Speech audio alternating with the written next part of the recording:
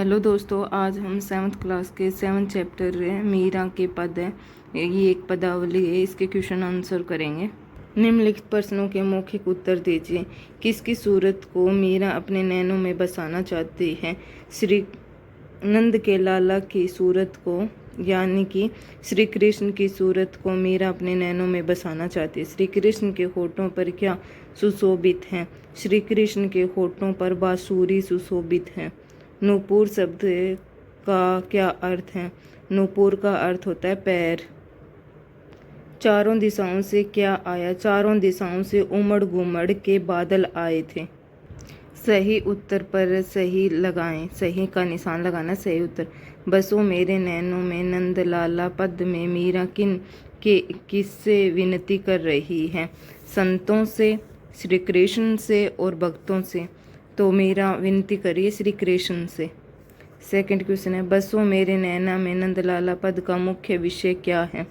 प्रेम और भक्ति, ज्ञान और शिक्षा, और प्रकृति की सुंदरता। इसका सही आंसर होगा प्रेम और भक्ति। सेकंड है, बरसे बदरिया सावन की पद में कौन सी ऋतु का वर्णन किया गया है? सर्दी, गर्मी, वर्षा। तो इसमें वर्षा ऋतु का वर्णन किया गया है। नेक्स्ट क्वेश्चन है, बरसे बदरिया सावन की पद को पढ़कर ऐसा लगता है कि मीरा खालिस्तान है, कि मीरा प्रसन्न है, खुश, दुखी है या फिर चिंतित है?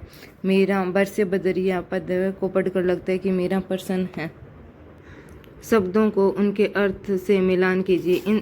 इसका मैच इसके साथ करना है, तो हमें इनका अर्थ बताना। नंदलाला, नंदलाला का अर्थ होता है नंद के पुत्र है श्री कृष्ण।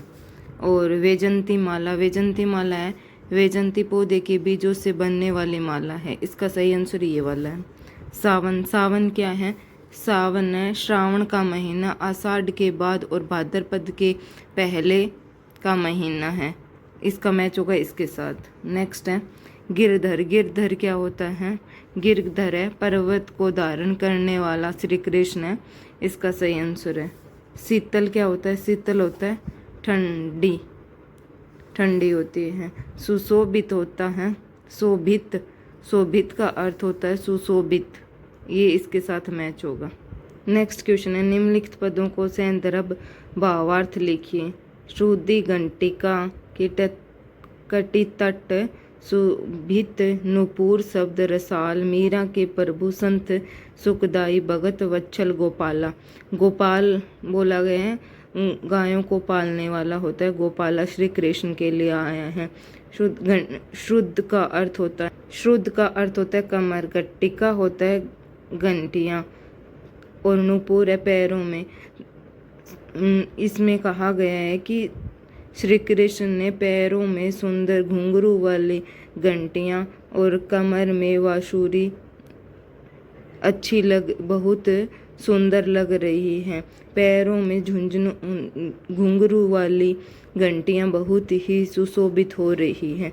मीरा के प्रभु सुखदाई, संतों के सुखदाई मतलब कि मीरा के प्रभु हैं और संतों को सुख देने वाले वक्त वत्सल गोपाला, मतलब कि श्री कृष्ण हैं जो गायों को पालते हैं और संतों को सुख देते हैं। नेक्स्ट पैराग्राफ है, सावन में उमग्यो मेरो मनवा, बनक सुनी हरि आवन की, उमड़ गुमड़ चहु दिशा में आया, दामिन दम के झर लावन की। तो कि सावन में मेरा मन है उमंगों से भर गया, कि मेरा मन है खुश हो गया। भनक है, भनक है मतलब कि आने का अनुभव होना, कि आने, हरि के आने की मतलब श्री कृष्ण के आने की खबर सुनकर मेरा मन प्रसन्न हो गया। और उमड़ घुमड़ के चारों दिशाओं से, और उमड़ घुमड़ के चारों दिशाओं से बादल आए और झर मतलब बारिश होने लगी। अब है निम्नलिखित पद में को पूर्ण कीजिए। बरसे बदरिया खालिस्तान की, खालिस्तान की मन भावन की। इसमें हमें बताना है कि कौन सा वर्ड आएगा। तो इसमें बरसे बदरिया सावन की, सावन की मन भावन की, इसमें दोनों में आएगा सावन। नेक्स्ट में है खालिस्तान में उमग्यो मेरो खालिस्तान, यहाँ पे आएगा सावन में उमग्यो मेरो मन भनक सुनी हरी आवन की। अब नेक्स्ट है उमड़ घुमड़ खालिस्तान दिस से आया खालिस्तान दामिन झर लावन की।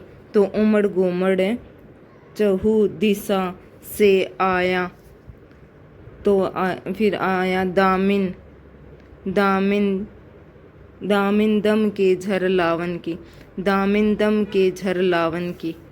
नन्ही नन्ही खालिस्तान मेहा बरसे शीतल पवन खालिस्तान की। इसमें आएगा नन्ही नन्ही बूंदन मेहा बरसन शीतल पवन सुहावन की। नेक्स्ट है मीरा के प्रभु गिरधर नागर खालिस्तान मंगल गावन की। इसमें आया मीरा के प्रभु गिरधर नागर आनंद मंगल गावन की। इसमें आएगा आनंद। नेक्स्ट क्वेश्चन है प्रश्नों के उत्तर लिखिए। तो इसमें उत्तर आएगा मीरा किसकी मूरत को अपने नैनों में बसाना चाहती है। मीरा श्री कृष्ण की मूरत को नैनों में बसाना चाहती है, नंद के लाला की। बरसों मेरे नैन में नंद लाला पद में मीरा ने श्री कृष्ण को कैसी छवि का वर्णन किया है। बरसों में मेरे नैनन में नंद के लाला, इसमें मीरा ने श्री कृष्ण की सांवली सूरत को नैनों में मतलब आंखों में बसने का वर्णन किया है। सावन की ऋतु किस किस प्रकार की ध्वनियाँ सुनाई देती हैं। सावन की ऋतु में चिड़ियों के चहचहाने की, पशु पक्षियों के मधुर आवाज़ की और लहराती हुई फसलों की आवाज़ें सुनाई देती हैं। सावन के महीने में हमारे देश में कौन कौन से त्यौहार मनाए जाते हैं। सावन के महीने में तीज मनाई जाती है, जिसमें झूला झूल कर घर की औरतें झूला झूलती है। और दूसरा है रक्षाबंधन, जिसमें भाई बहन का पवित्र त्यौहार है। भाई बहन अपने भाई को राखी बांधकर अपनी रक्षा के लिए बोलती हैं। ये दो त्यौहार है जो सावन में मनाए जाते हैं। पहले पद में मीरा ने श्री कृष्ण के बारे में क्या बताया है। पहले पद में मीरा ने बताया है कि बसो मेरे नैनन में नंद लाला की, मेरे नैनों में बस जाओ नंद के लाला। सांवली सूरत है और होठों पर एक बांसुरी है और पैरों में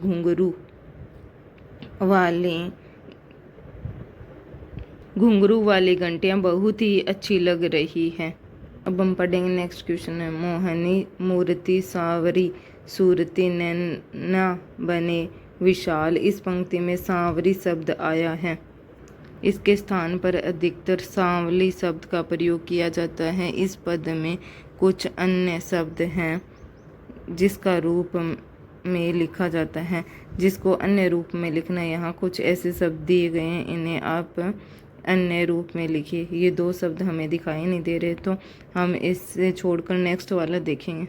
शोभित का होता है सुशोभित, शोभित का होगा सुशोभित। आवन का हो गया आना। भक्त वत्सल, भक्त वत्सल का हो भक्त को वश में करने वाला। मेहा मेघा होते हैं बादल। दिस का हो गया दिशा। बदरिया बादल। तो आज हमने इस चैप्टर के क्वेश्चन आंसर कर लिए हैं। हमारी वीडियो आपको अच्छी लगी हो तो वीडियो को लाइक करें और चैनल को सब्सक्राइब करें। Thank you.